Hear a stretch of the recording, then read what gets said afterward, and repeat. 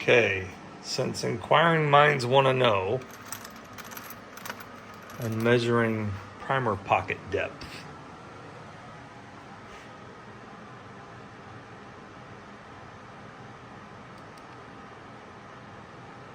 One, 2, 0, 3. So that goes right here. 1, 2, 0, 3. Like that. Okay, I got all 100 pieces measured for the primer pockets. There is a pattern to my madness, but on the right bin I got 32 that are 1.1198, and the rest of them are about these over here. I got 10 to 15, 10 to 15, and then these are just kind of spread out. These are an anomaly, kind of low, and those three there are actually really low, 0.1192. Okay, I got the primers all measured, just measuring the height. I have quite a bit of 119 thousandths, 0.119, and then pretty good amount of 0.120, 120 thousandths. The rest of these are just kind of one-offs, and I'll use those as blow-offs. But what I'm doing is I measure the deepest pocket of the brass case, in this case 0.1203, and then I measure the shortest primer. In this case I only got one, but 0.117. So you subtract the shortest primer from the deepest pocket, and that gives you 0.003, so 3 thousandths. What that is telling you is that this has to be 3 thousandths below flush before the anvil even makes contact with the bottom of the primer pocket. So you typically look for a 3 or 4 thou crush. So that means when I'm measuring the primers inside the case, I'm looking for a 6 to 7 thou below flush measurement, and I'll show you that in a second. Okay, I took some of the test primers and some of the kind of spare X brass and started playing with the adjustment on the CPS. So I have a lot of these and several, maybe 30 pieces of brass that measure 0.1198. So to do the math, 0.1198 minus 0.119. So that's 8 10,000ths. So I want a 4 thou crush. So after getting this set up, I can't really show you how to do this without. Anyway, this is the one I got set up.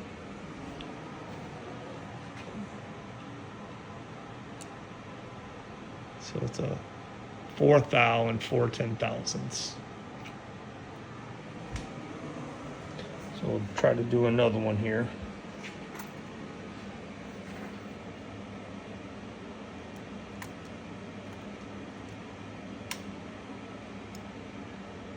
This is hard to do with.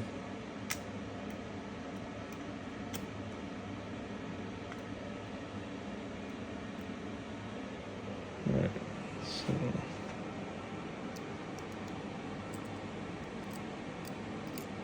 set the primer in there. Set the case.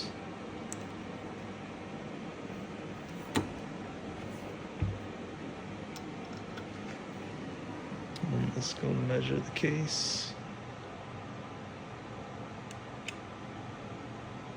4 thou and 5 10 thou. So that's good to go, and I'll go ahead and finish putting those together. Don't worry, it has a primer pickup tube that goes right there, so should be able to bang it out pretty fast. Okay, this is how the CPS works. Like I said, I already got it set up for 4th crush. I've measured 3 of them.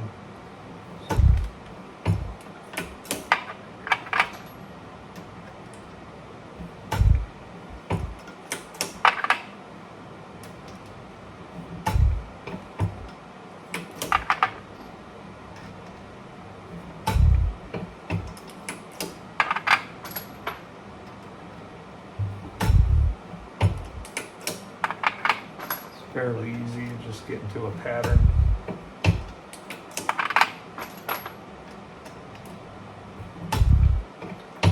I always look down there to make sure I can see the anvil. Don't want to put one of those in backwards.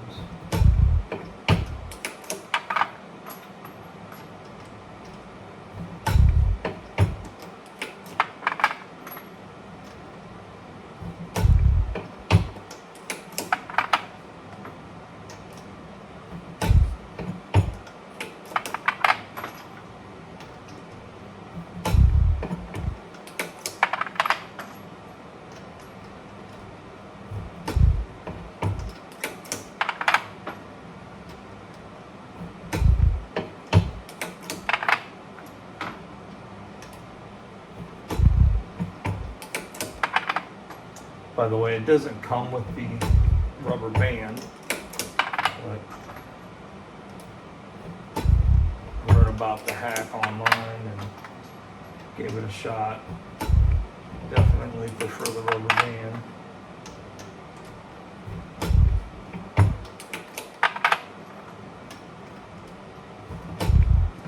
But basically, this eliminates any type of hand fatigue. You know, like me shooting 6,000 to 8,000 rounds a year, your hands can get worn out.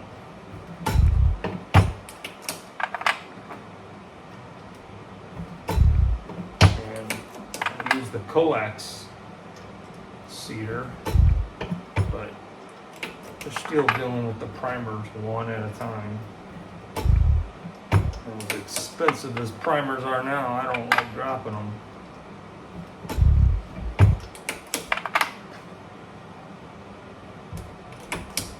Alright, miscounted.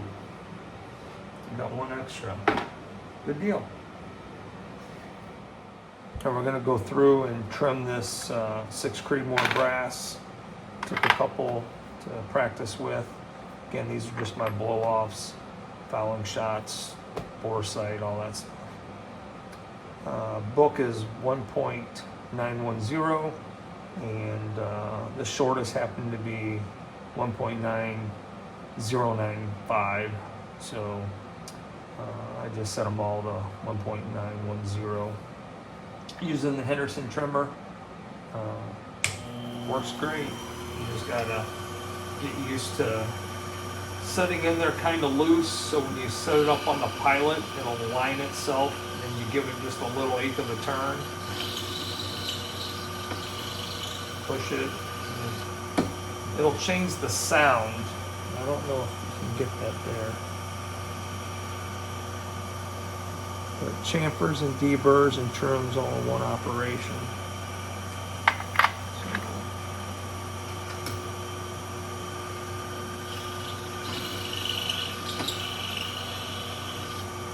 It's helpful to have a trash can below and shop vac handy. You can generally tell it's done trimming by the way it feels and also the sound.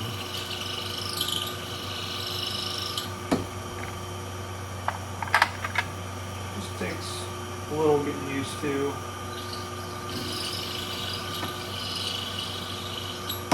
Once you get it set up, I'd say about 20-25 cases, you should have a good feel for it. And of course, if you're doing, you know, Magnum cases or something like that versus, you know, short BRA cases or something, you have to kind of tweak it as you go along. Again, this is all virgin brass.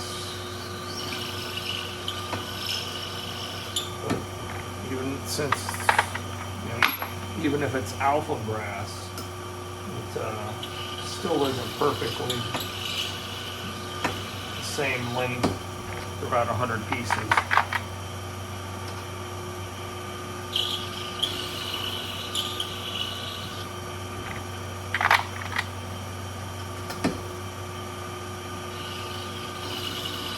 After I get done trimming, I'll take a mandrel and set the neck interference fit.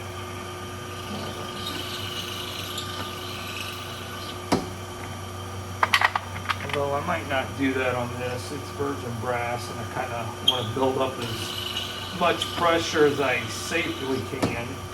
That way it'll expand the case really nicely. But if I was doing this to once fired brass, I would set the neck interference. I like 3 to 4 thou. However, on my 20 practical, anything more than 2, and it gets erratic. So I set that one at 1.5. It's just a bench type gun. I don't ever take it anywhere.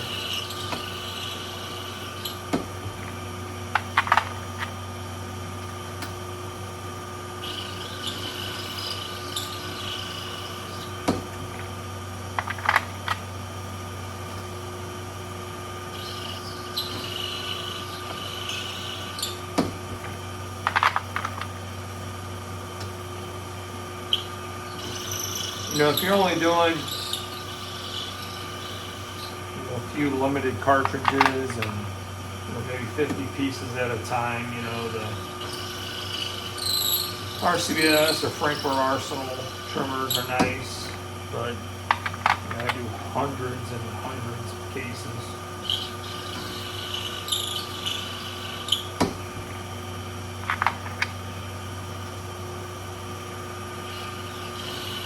I actually did so many 7mm that it dulled the cutter, so I had to get another one.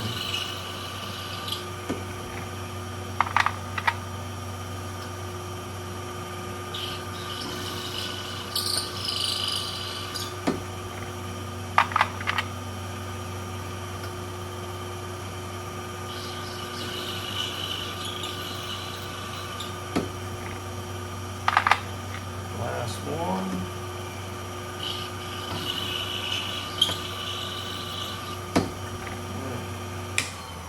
Like I said, I went through and did 7 of them just to set it up coarse and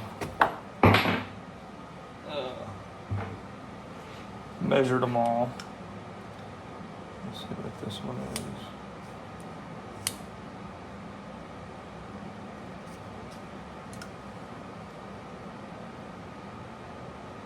1.910. I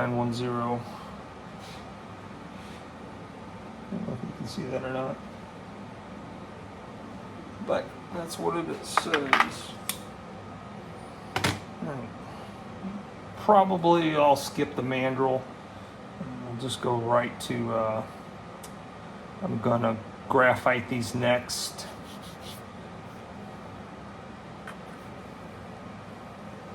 And then I'll load the powder. Okay, I'm gonna go through and I use Neo Lube on the necks. Just a thin coat in there, let it dry. It helps with consistent bullet release and lowers your ES and SD a little bit. So it's quite messy though. So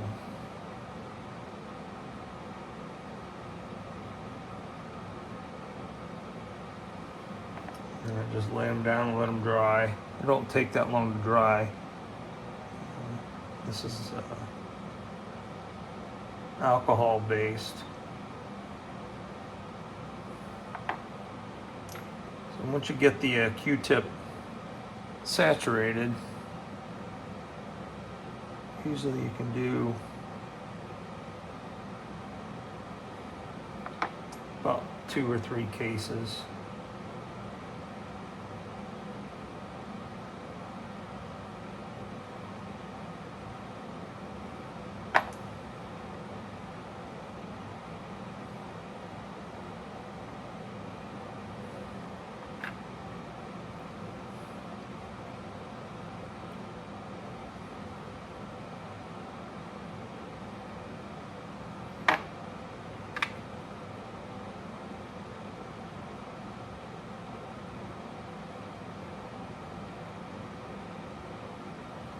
Some people use graphite powder, and that's what I did on those. Those are just my, like I said, blow-off rounds.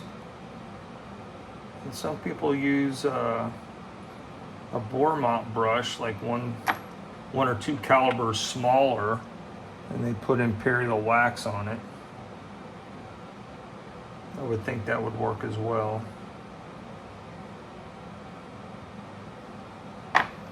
Just something to help with the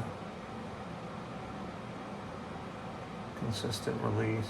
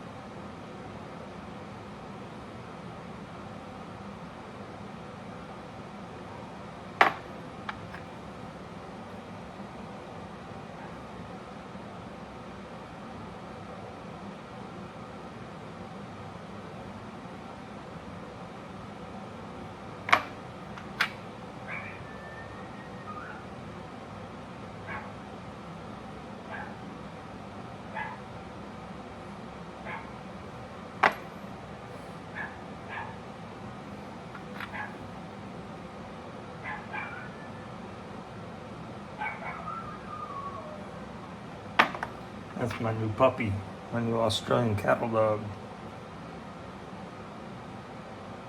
10 weeks old.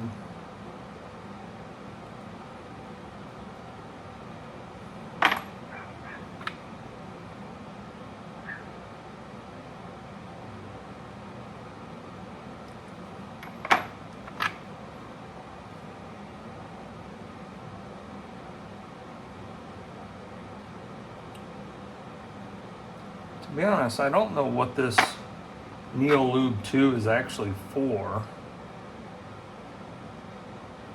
Because it comes with a brush on the end of the lid.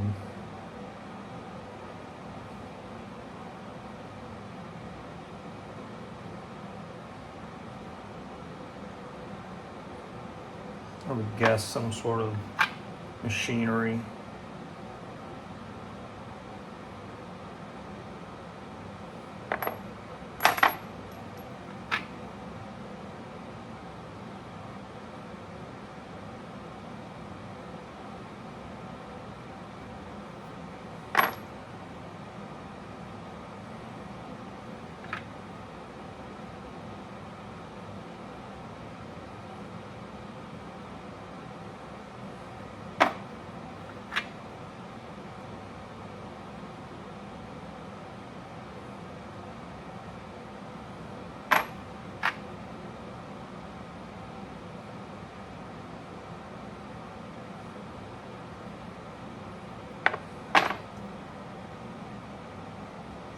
Last 3.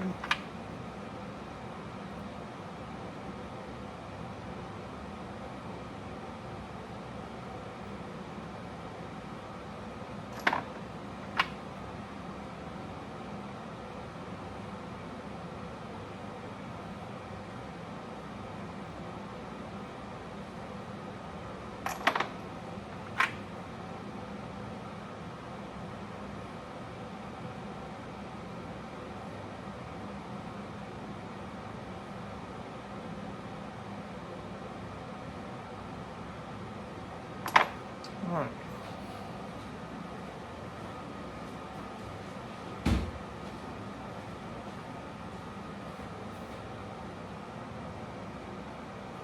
Let that dry, and then I'll be ready for powder.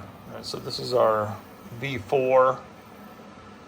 I'm just loading up these 7 with 39 grains. Again, these are blow-offs, something to get sighted in, bore sight, things like that. And then the rest of them I'll do 0.5 increment increases. Not only to get velocity, but also to see how they group. Alright, so we'll go ahead and just load a couple of these blow-offs.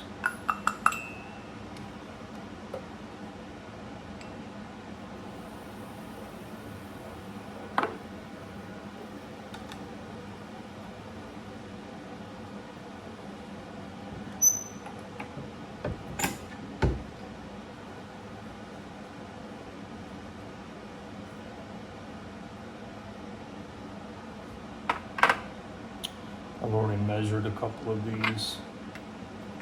So they're fine for overall length.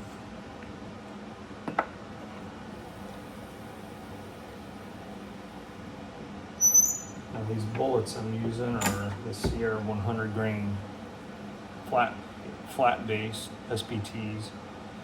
I try not to use expensive bullets when I'm just bore sighting, pressure checking, things like that.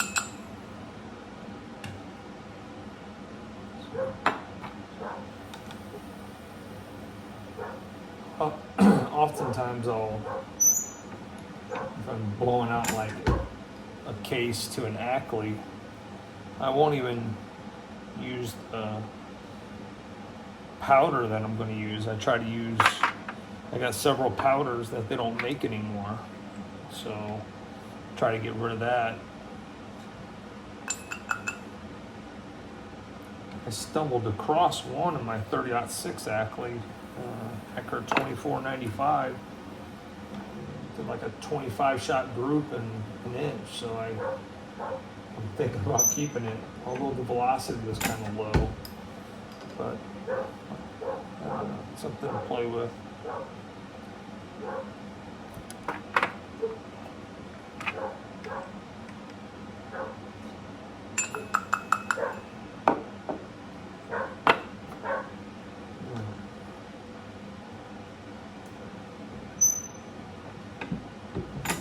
So that's my 7 blow-offs. That should be enough to bore sight and get the barrel filed in. All right, so this should be dry. And I'll do my powder increase, and I'll be right back. All right, this is the last of our 6mm Creedmoor 103 grain ELDX, loading it with 42 grains of H4350. And this alpha brass, it comes right up to the neck shoulder junction.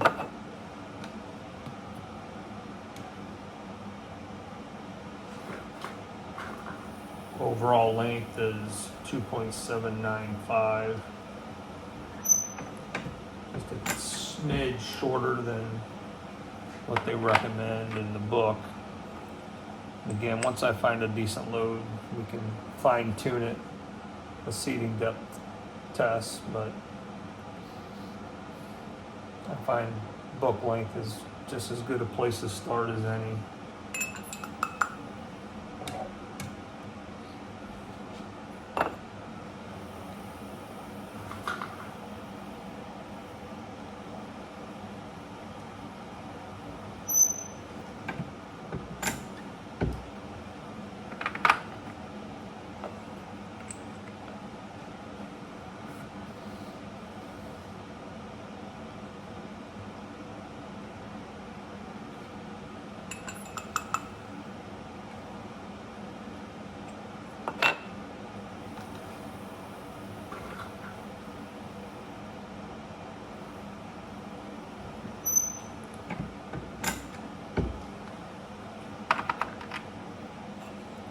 last one.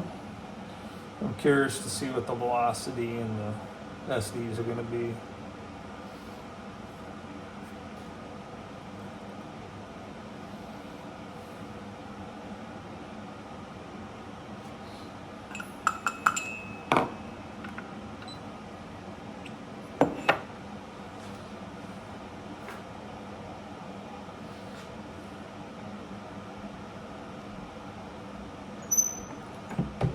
There you have it.